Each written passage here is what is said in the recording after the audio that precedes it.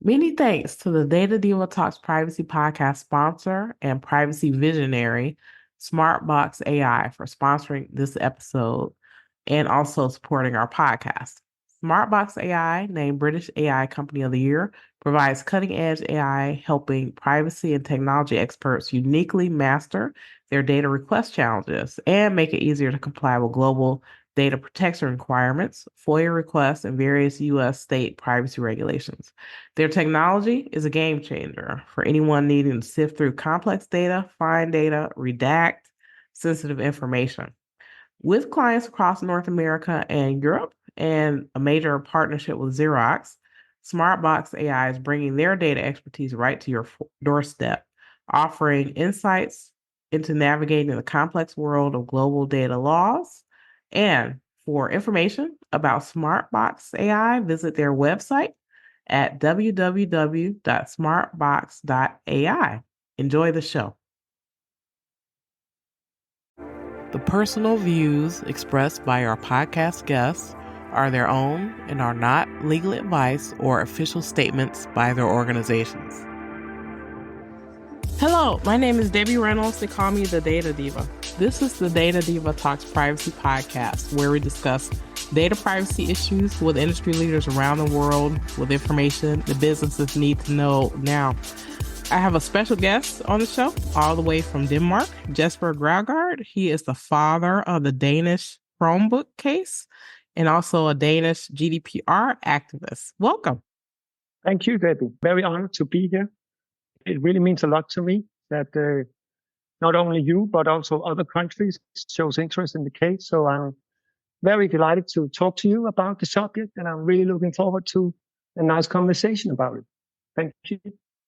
Yeah, so am I. Well, we've been connected on LinkedIn for many years. I really enjoy a lot of your commentary and the things that you post. And then as this Chromebook case has continued, you've always updated the network about what's happening. And I thought it'd be really interesting to have you on the show. First of all, just to introduce yourself and how you got into being a GDPR activist. And then after that, we can start with what's happening with the Chromebook case.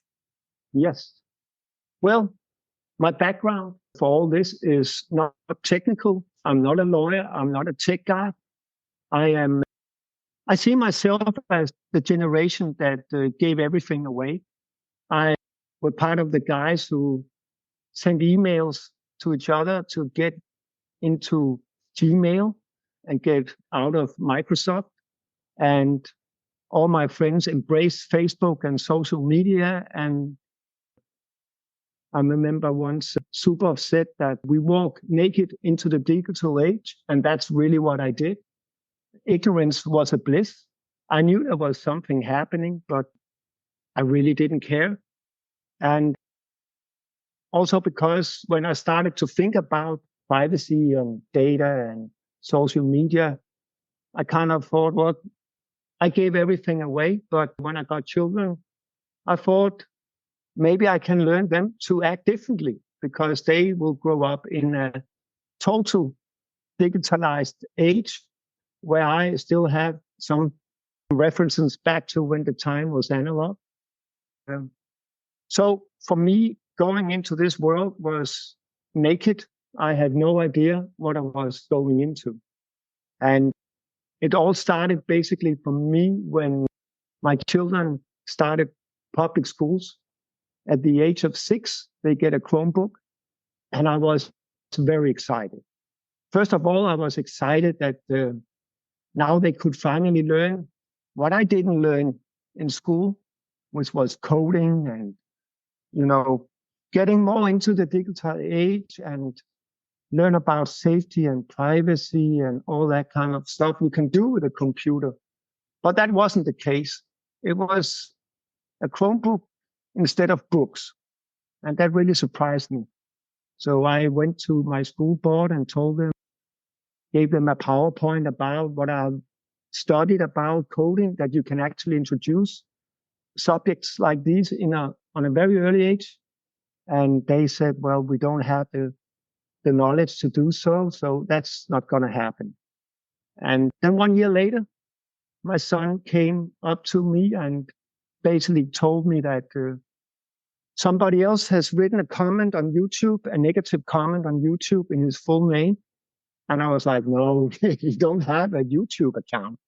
And certainly not because I did not make one and I never gave consent that the school could do so. And then he showed me, and I was shocked to see that he actually had a YouTube profile name with his full name, the school name, and the class. And I was like, I never had a YouTube account with my full name and address, basically, or where I live. So I immediately called the school. That was back in 2019. And I said that, we have a problem. My son has a social media profile without my consent. And they said, no, it's just some filters. They are not supposed to see certain videos. I said, no. This was back then when GDPR was new, and it has been a lot written about in the paper, so I knew a bit about it. And I could see this was a clear GDPR break, mistake. This is not supposed to happen. And I explained it to the school director that you have to fix this. And he came back to me a few hours later and I said, well, it's not a problem. And I said, well, it is a problem. And if you don't solve this, I start calling the media because this is a clear breach of personal, data. And they fixed it within 24 hours. And I thought, well, great, done. We are happy. But I started also looking into the Chromebook and I realized that there were a lot of other weird things going on, like he could share documents with other students outside his classroom. And I also knew that when this happened, we have in the Danish law, we have 72-hour disclosure obligation after the data violation has happened. So the municipality should basically inform me and all the other parents at the school that this violation had happened. And they didn't do so. So I took the subject up on my school board and I told them that we are supposed to do something about this. And they said, well, we follow the guidelines of the municipality. So we are case closed. And I said, well, what they are doing is illegal. It was an illegal violation. I think morally, we should at least tell the parents at our school, whatever happens in the other school, it's not my concern, but at least we could do it. And then representative from the city council, who is part of the school board, told me that, well, we live in a digital age where mistakes can happen and either I can live with it or find another school.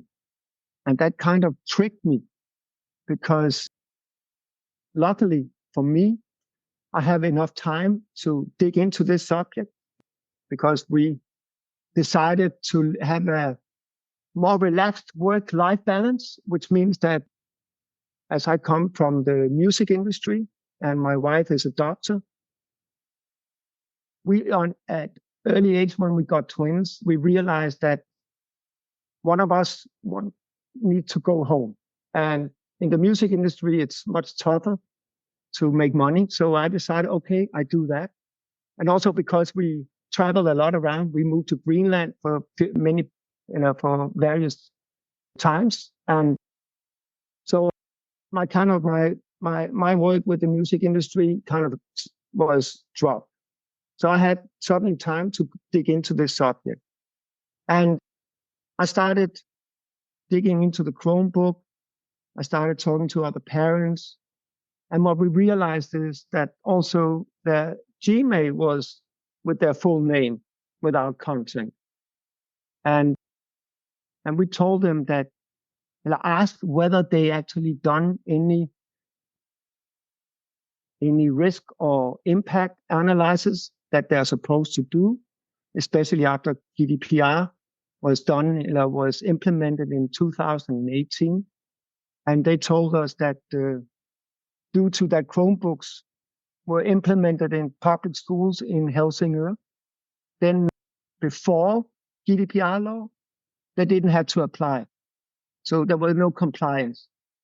And that made me believe made me understand that it was far more serious. It was not about only that 8,000 children in Helsingør public schools had got their full name on YouTube. They didn't really understand what was going on and with compliance to the law.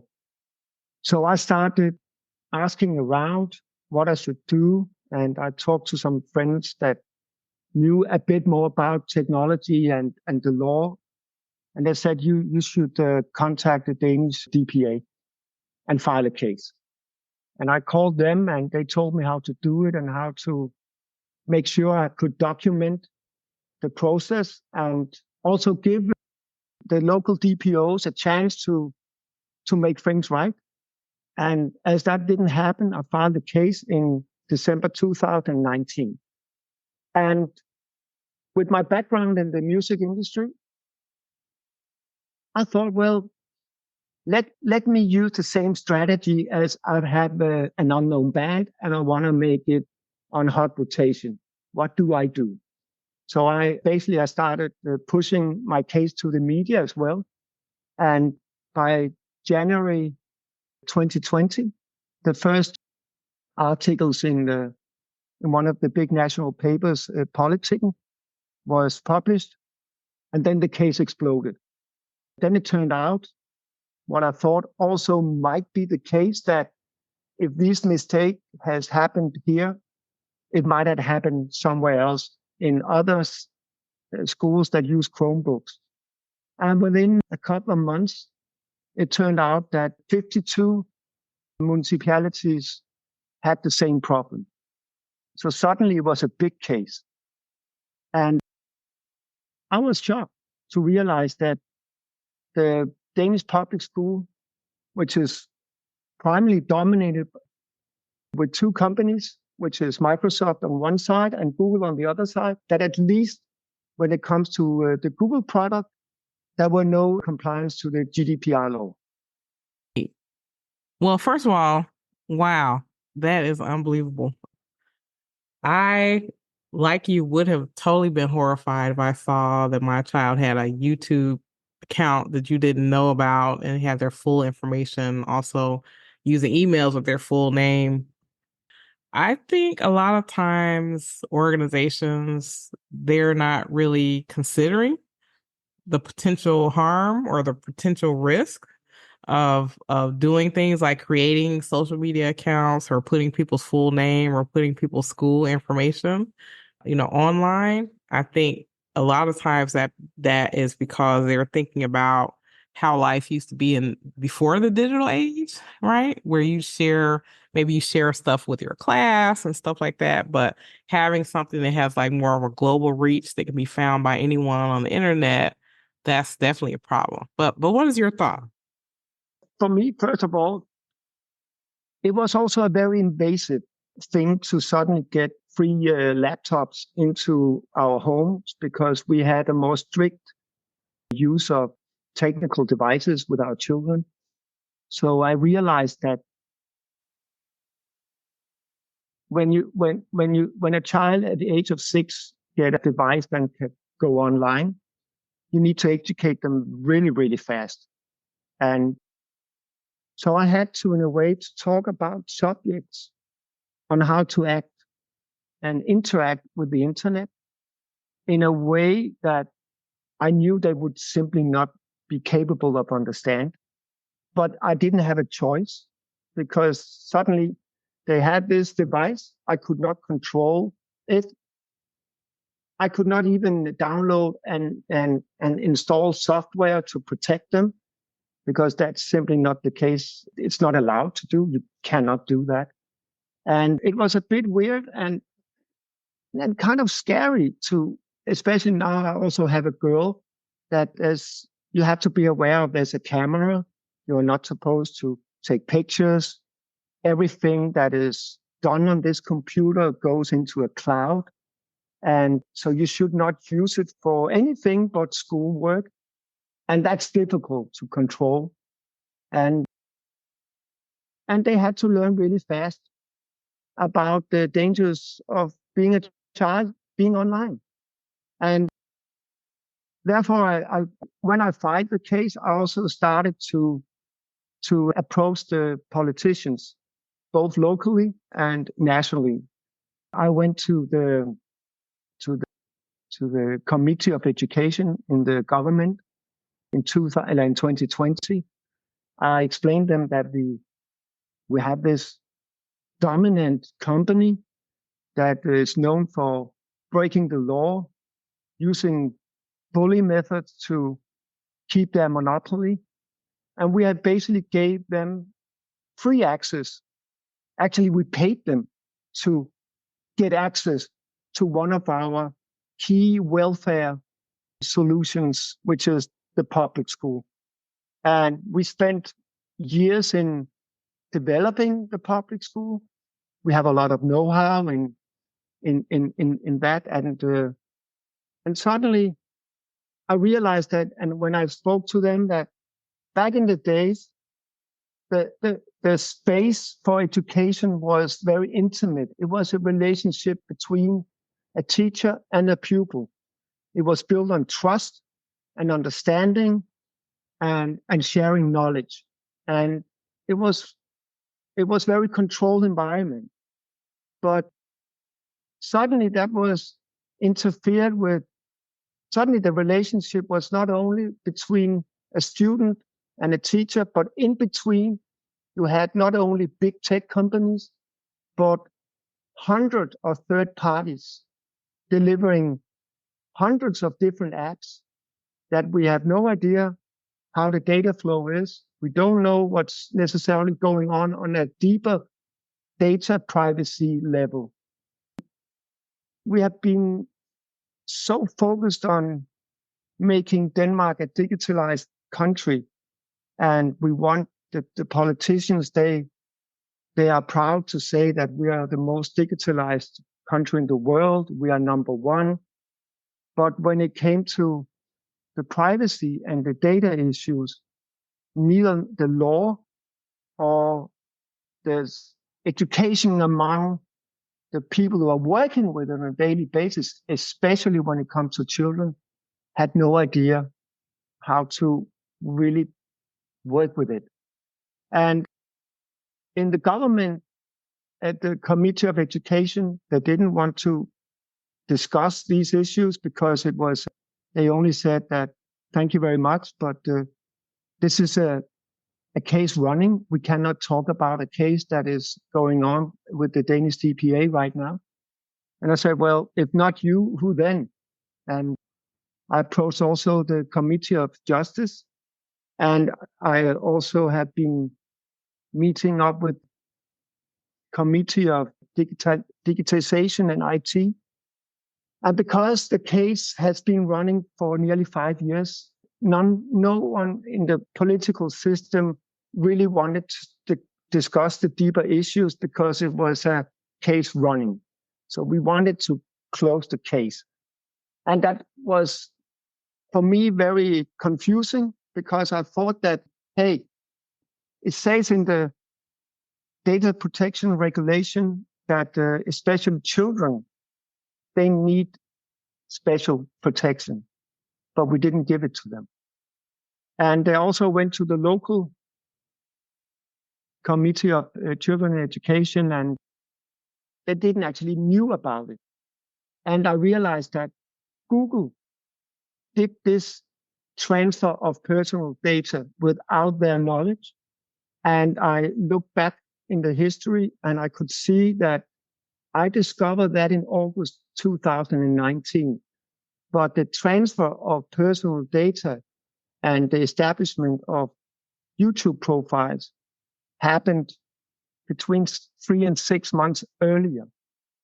That made me also think about that you have 8,000 children going to school And only by accident, one parent discovered the issue. So for me, it was kind of a shocker to realize that we don't, we don't know as a parent, we don't really know what device we have got into our home from the school system. We have no idea where to look for, things that we could adjust. And even the municipality didn't know and didn't even check up on it. So if I wouldn't have discovered it, it wouldn't have got into the public. And during this process, a politician told me that I should go on LinkedIn because the mayor of Helsingør was writing about the case, and she was in a big debate with DPOs and privacy specialists, and I should look into that. And yes, I've been on LinkedIn for many years, but since I stopped the music work, I kind of lost interest in using LinkedIn. And so I got back to LinkedIn and I was, wow, something is happening here. Maybe I should start writing about it here.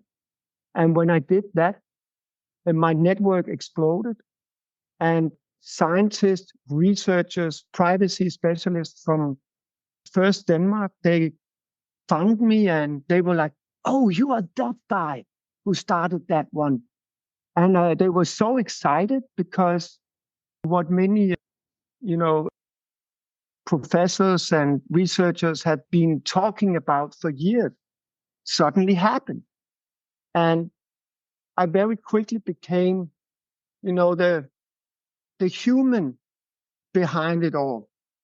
And I realized that the discussion and the debate about privacy, about data protection, about the value of data has been going on for years, but it has been mainly going on in very closed academic circles.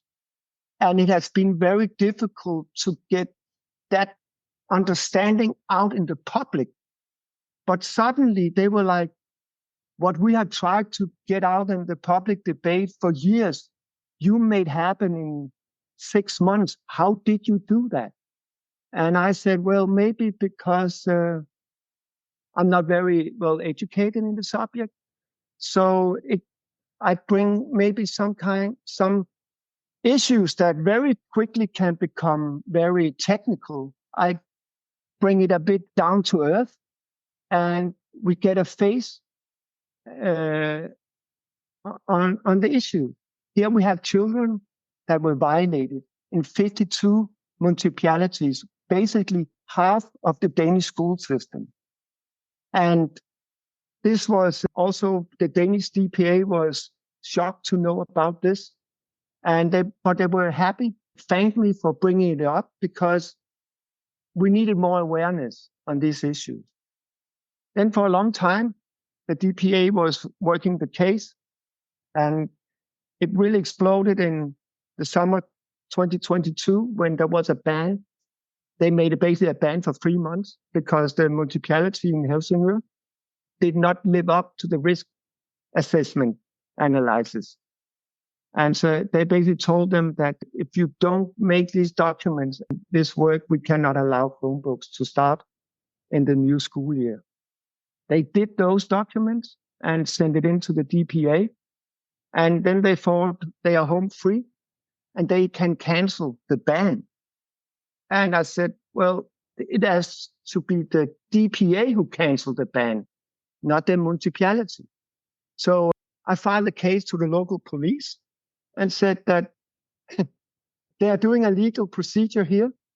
So in August 2022, they had a very special city council meeting to discuss what would happen if they would break the law the day after. And the lawyers basically said that there hasn't been any case, so there isn't any procedure for this, but you might get a fine, and it is not the city council that will have to pay, you have to pay personally. So of course they said, okay, we live up to the ban, and for 3 months we didn't have Chromebooks in schools. And then if we move forward a bit faster, then it occurred to these municipalities that it was too difficult for them to handle locally. So they they have a lobby organization called KL, which is, I can basically translate into Association of Municipalities in Denmark. They took over the case and started the negotiation with Google and the DPA. And then by January 24, they basically told the DPA that we cannot adjust these issues. We need to change the law because the Chromebook problematic about handling privacy data was only a tiny tip of the iceberg, because the whole public sector has a problem in the way that we handle private data. But the DPA asked them to negotiate with Google, and basically they got a few solutions up, suggestions that either Google is out or Google adjust and promise not to use personal and user data. And the negotiations, they were finalized here by June. And the status of the case is that that KL has stated on behalf of 52 municipalities that after the 1st of August 2024, that the municipalities will no longer pass on personal data for maintenance or improvement of Google Workspace for education services, Chrome OS, as well as the Chrome browser. And they are not supposed to make measuring the performance of Chrome OS and Chrome browser and development. And the data is not to be used for development of new features and services in Chrome and Chrome browsers. That's a big deal, and many told me that you made Google bend. And I said, I don't know if I did that, but let's see what happens. What the change means is that the affected municipalities must refrain from using and shut down the services and parts of services where personal data is proceeded in third countries, where protection cannot be ensured by data subjects' rights and freedoms that essentially are equivalent to the protection number that is within the EU. This also applies to the service and maintenance of infrastructure from the supplier side, where processing of the personal data that is processed can take place for the municipalities that are responsible for handling the data. But there's a tricky issue to that, and that is in the Danish School Act regulation. It actually says that you are allowed to use data for third parties. But the third party, what is that? That is not really defined. It could be the health sector in Denmark, but it could also be Google third party. And so right now, I think that we are caught in this challenge and dilemma is that right now, as a normal human being who is not into law and not into all this technical stuff, I still have no clarity about what has been done. I even request document access to the case and to the final deal closure between Google and KL. I got that from the DPA, and that is a totally black document. So we now have a closure of a 5-year-old case about protecting children's privacy in public school and their user and personal data. We have a lobby organization who closed a deal with a private tech company that concerns a public welfare service, which is the public school, and it concerns minors from the age of 6. It's paid by tax money, but the public is not allowed to know what the deal is. The Danish DPA has also sent the final closure of the deal to the European Data Protection Board to have an opinion so that we know that we are living up to the European law and GDPR. And we are waiting for that to come up here in September if we are lucky. But what really has been the deeper, what can you say, the journey for me is that I realized that I live in a society where we should understand the deeper impact of data protection and privacy. Because during the years, I've often been asked, also by journalists, does it really matter? They are using this Chromebook, Google service, and they're giving away data. But the children are also giving away data on Snapchat and TikTok and whenever they are on the internet. And I said, well, you have to isolate this because one thing is what you do privately. Another thing is what you do when you enter the public school.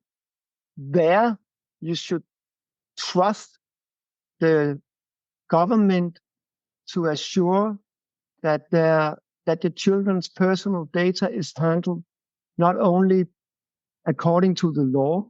And when I say not only according to the law, I mean that sometimes or very often the law is behind tech.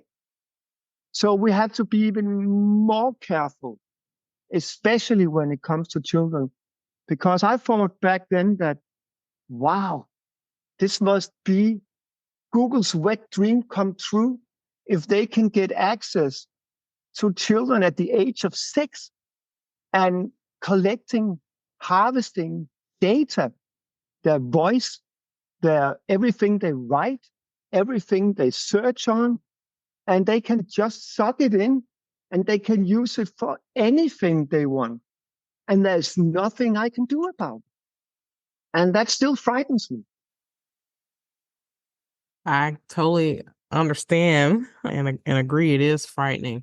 Well, I want to understand the scope of this case. So you had said that the changes that are made in Google Workspace for Education, is that just active in this case for the schools that you're talking about or all of Denmark?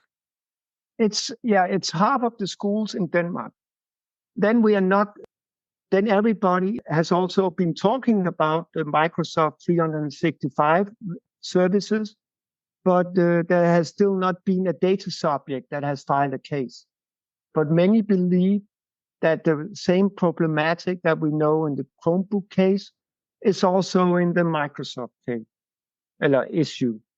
I don't know that because I don't use it. But what I do know is that since the Wired magazine wrote an article about this in the summer of 2022, the issue has grown across Europe. I know now parents in Holland, in Belgium, in England, in Spain, in Sweden, in Norway that are looking into this issue, that are asking questions, and that are understanding that when they use these services in public schools, they have no control over it. And since Denmark, compared to the US, is a very little country, we're only 5 million, then when you can get access to a couple of 100,000 children's personal data, you pretty much are getting into the soul of a country. And US tech has become a central infrastructure. Basically, we've given away the digital infrastructure to companies outside Denmark that act outside Danish law. And I think it's wrong.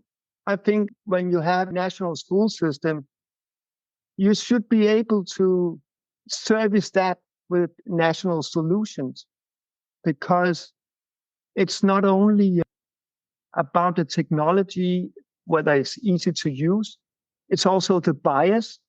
We have a different culture. We have a different political environment than the US. We have a different way of running schools and educate. And it's a very delicate issue. It is a delicate And issue. I want your thoughts about something as you were talking. I feel like I've been thinking about this for, I don't know, a couple months now. Do you think that we need to make sure when we're talking about privacy and data protection that we need to also bring in the conversation around safety? yes, I think that it's interesting. I also listen to a lot of your podcasts, and professionals, they say it very often. Data is the new gold. That's the modern oil. And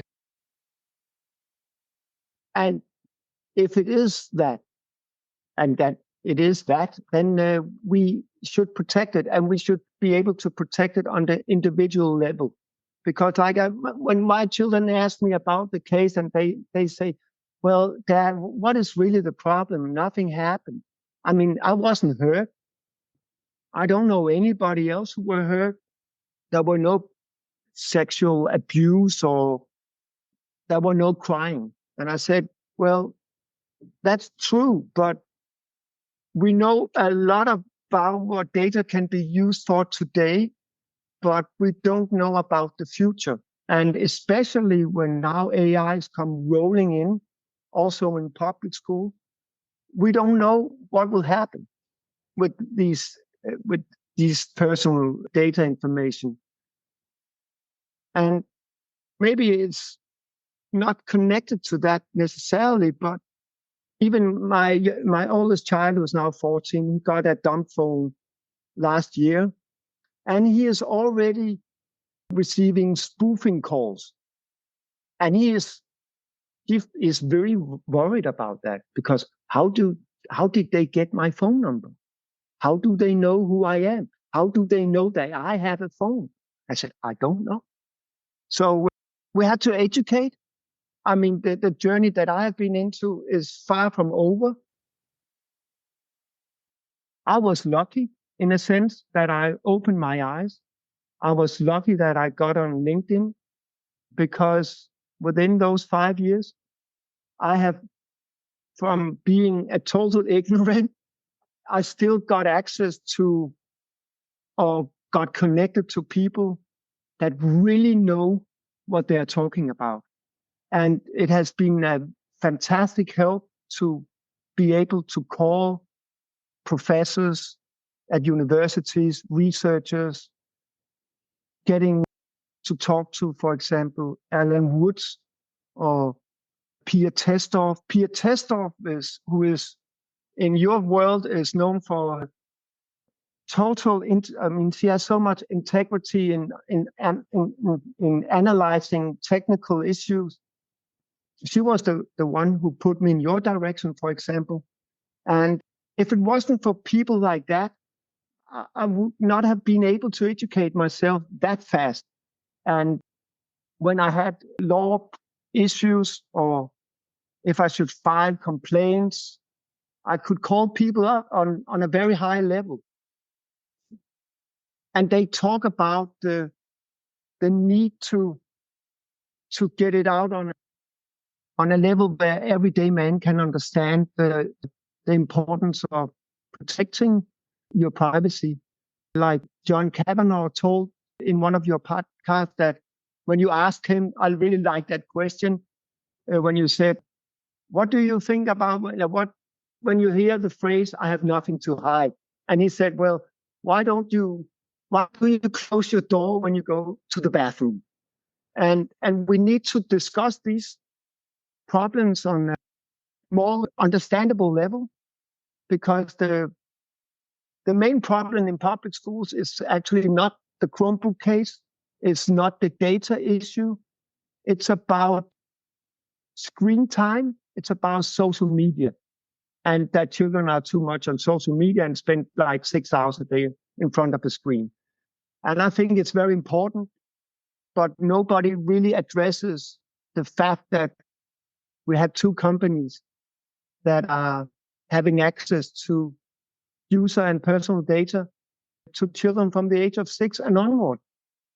I think I'm also horrified about what artificial intelligence will do with this, right? So being able to gather that much information, being able to have people who can spoof people's voices or gather information enough to, like you said, your child said, how did these people get my number? How do they know my name? All those things concern me. And I think, from my perspective, I don't want anything bad to happen, right? I don't want anything terrible to happen to someone where we're just trying to address it after the fact. So I think it is very important to raise your voice and be able to say, hey, we don't think this is okay.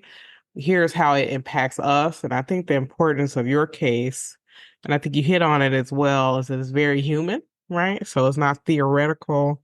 It's not something that's just in a paper for academic or someone who's just talking from a point of theory. So this is something that actually, impacted you. And so I think that makes that story resonate best. And I also think for legislators, when I talk to people who do legislation and things like that, those personal stories really do help, because I think you're right. Being able to make a connection on a human level so that people can understand what that impact is very important. What do you think? Yes. And I think it's one of the most important subjects that should be addressed today in the society in general. And I mean, in Denmark, since everything is digitalized now, we need to have a different discussion than we have had so far, because it's give me another just really relevant example. We have in Denmark, we have a travel card that we could use to use public transport. And this week, there was published an app that everybody can download and use. The problem with that app is that it tracks you all the time, even when you don't use it. And that has been to debate, and the DPA is on the case as well. But when it was debated in the news, one user was saying that, I don't really care. I have so many apps that is already tracking me and already taking my data, that one more app that is doing that, I really don't care. And another one was saying that I don't understand why they need to track me when I don't use it. So I don't feel comfortable that it does. So I'm not going to use it. And that is a classical. And I was like thinking, how can you allow an app that is, it's violating the GDPR law, but it's allowed to public to put it out anyway. And then the DPA can run after the case, and they can then raise a finger and say, we are looking at it, and you should think about whether you are violating the GDPR law. And meanwhile, we will look into it and come up with the results on a later time. But then the violation already happened. And I mentioned it to my children and said that I feel it's like there's a burglar standing outside my house. The police is telling him that if you go into that house and you steal Jesper's furniture, you should think about whether you are violating the law. The burglar knows he's violating. He doesn't really care. He does it anyway. And then the police can run after him after he broke the law, even though they watch outside my house and they can see it happening. I don't get it. That's true. We have to change that, because I feel like the harm is too great in the future where we shouldn't need to wait till something bad happens before we react. And so to me, that's part of the reason why law and regulation aren't a magic button. Obviously, we need laws and regulation, right? But we also need to have people like you, people who are working with this in civil society so that we can prevent things so that it doesn't become a problem down the line. What do you think?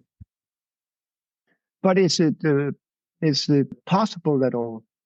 Because what I see is like with my case, Google and the municipalities, they adjusted.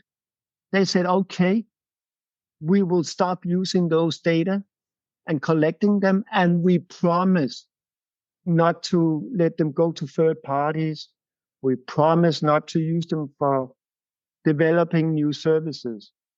But so far, nobody is checking up on it, if they are doing it or not. Secondly, why did I have to wait nearly 5 years? They knew it back then. They could have done it with a snap on their finger. It's not difficult to say, okay, we made a mistake, close down, we will not use children's data. So I am afraid that the law is always behind, that the tech is faster, and every time when Neub is filing, Mark Schrems is filing a case against Facebook, and they are supposed to pay millions in fees, they never pay. They can drag the case on and on and on. And I thought that 5 years ago, I thought this is done within a couple of months and I can go back to my garden and my family and live happily ever after. But now I realize that I didn't manage to protect my children. I told my children that because in the early stage of the case, they asked me, why are you doing this? And I said, well, you will grow up in a digital age where everything is running on devices, and your life will go on various platforms. And during this behavior, there will be collected so much data that when you finish school, they have a digital copy of you. And it's my job as a parent to protect that digital copy, because that digital copy will be equivalent with your real person. Because they can basically, when my children are finished in school, they know exactly how they think. They know what they are good at. They know their academic weaknesses and their strengths. We're not capable of stopping them, because like I told them that when I was 18, I did whatever I wanted to do. This is my own choice. But you are not 18 years, so I have to make the right choices for you until you grow up and get old enough.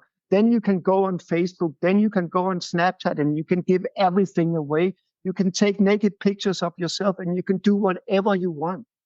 But until then, I am the dad and I decide. But I cannot do that.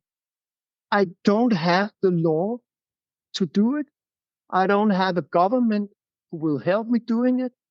And I certainly don't have tech companies who wants to do that, because they make a lot of money and they make a lot of technology where they can use those data. And one thing has been circling around in my head, and that is, how much value does the data that you can collect from a child age of 6 until they're 18, how much value does that represent in money? And do they get any, do my children, do they get paid for what they give away for free or without their knowledge? No. They get a lot of technology. They get a lot of apps. Some of them are good, and some of them they don't even want. My children, they don't necessarily want TikTok. They don't necessarily want Snapchat. Maybe they want, but they didn't ask for it. It just came boom into their life. And also with Google products, they didn't ask for a company that could gain access to their papers and whatever they are doing on that computer. I only have hard disks at home. I don't use cloud systems. I have everything on hard disk, but my children, they don't have that because of the Chromebook. So I think we need to talk on a much bigger scale about privacy issues and how to protect it, but also the value of data. That's again a academic debate whether you can say you own your own data or not, but at least have more control on the data you give away, and that you have a deep understanding the consequences on the long term, which is still abstract, especially with AI. I think it's very abstract. I agree with you on all those points. So if it were the world according to you, Jesper, and we did everything you said, what would be your wish for privacy anywhere in the world, whether that be human behavior, technology, or regulation? We definitely need to educate ourselves when it comes to human behavior. We need to understand that the internet is not what I grew up with. Back in the 90s, it was the Wild West, and everybody could communicate safely with everybody, and everything was for free, and knowledge was for free. And it turned out it wasn't.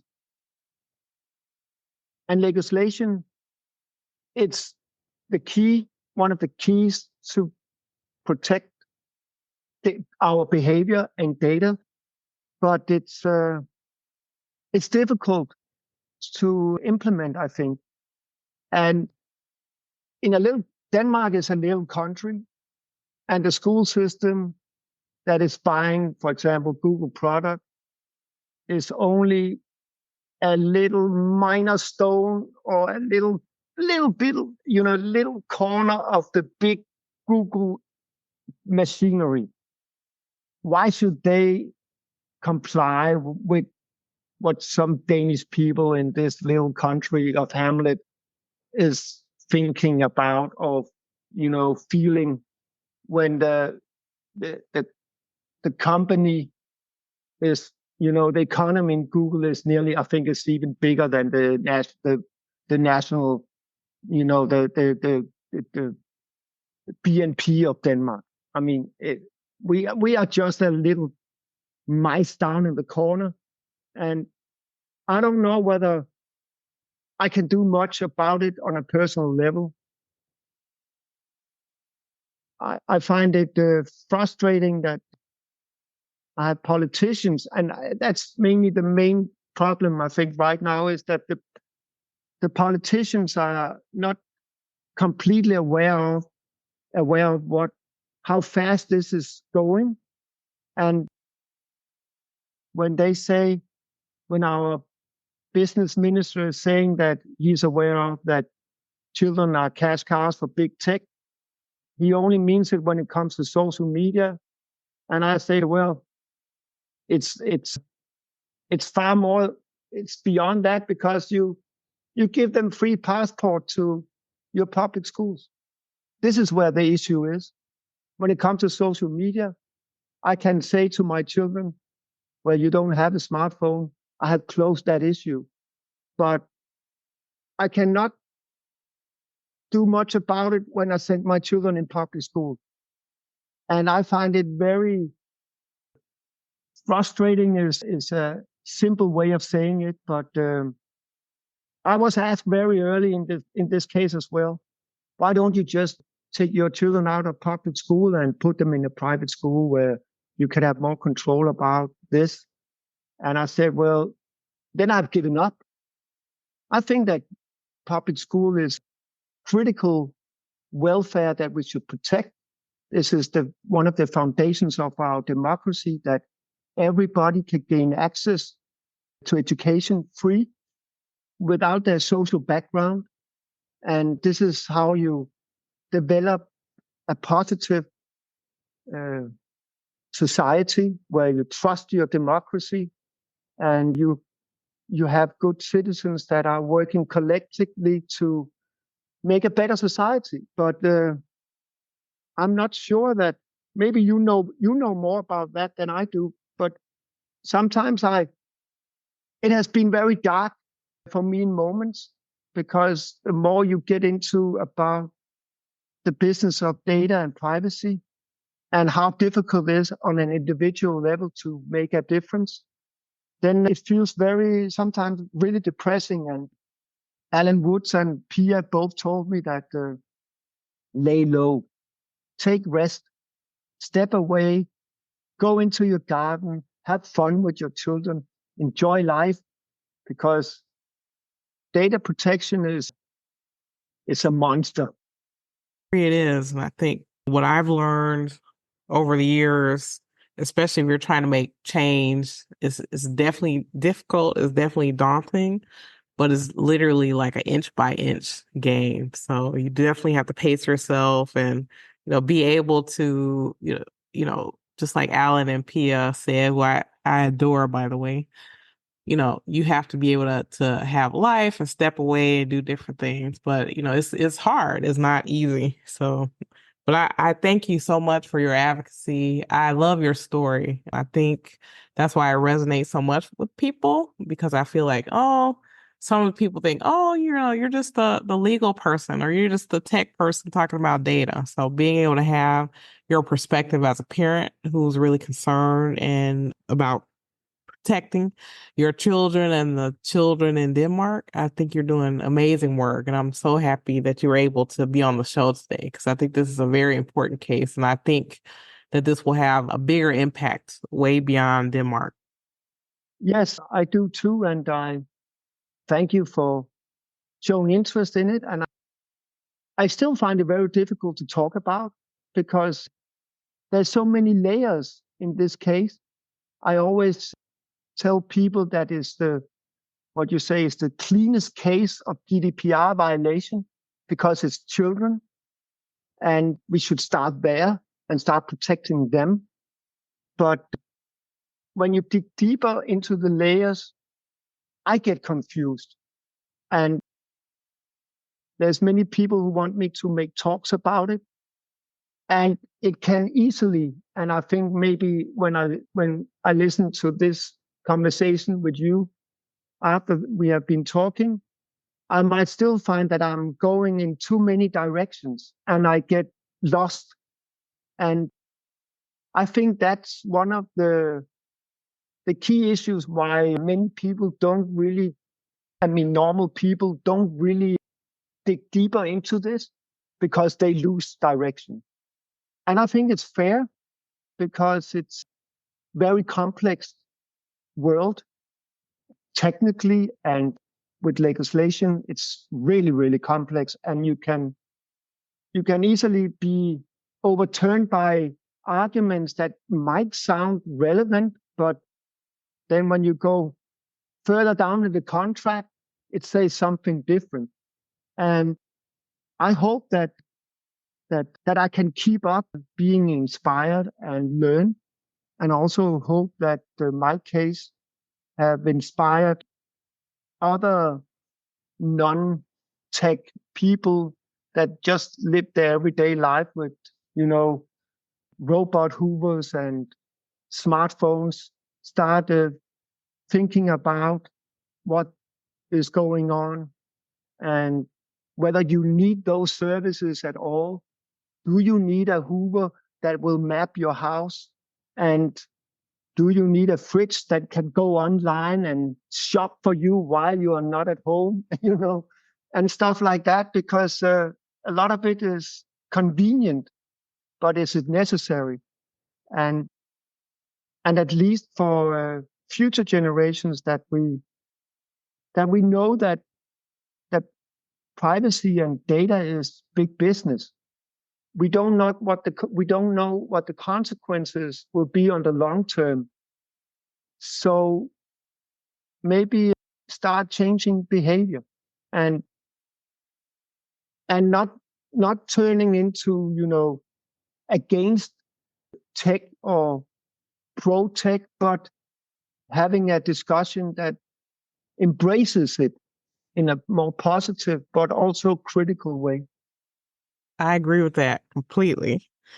Thank you so much for being on the show. And I applaud what you're doing. I support what you're doing. And so anything that I can do to help, please do let me know. And I know that people will really love this episode because it really is a human story. So I love the fact that your takeaway was about humans and how we can change ourselves. We can make decisions ourselves. So thank you so much. Thank you so much. Thank you so much, Debbie. Honored to be part of your podcast, and I will look forward to listen to it and also to hear the responses. It will be really, really interesting, and I will thank you for your time, and thank you for inspiring me as well over the years. It's been one of the great gifts of this journey. So keep up your good work as well, and I talk to you again. Definitely. We'll definitely want to collaborate in the future. Thank you so much, and have a good night. Yeah, you too. Have a good weekend.